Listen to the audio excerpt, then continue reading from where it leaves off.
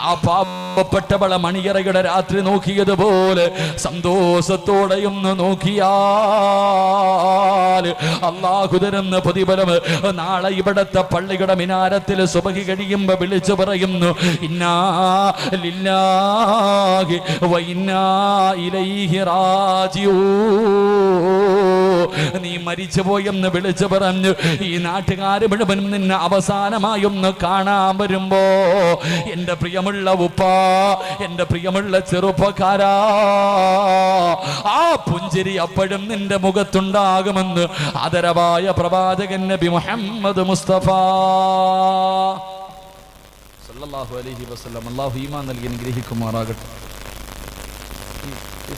എനിക്ക് വേണ്ട. എന്റെ പ്രിയമുള്ള സഹോദരങ്ങളെ, ഇതാണ് കുടുംബജീവിതത്തിന്റെ വില. അല്ലാഹു നമുക്ക് മനസ്സിലാക്കാൻ ഭാഗ്യം നൽകി അനുഗ്രഹിക്കുമാറാകട്ടെ.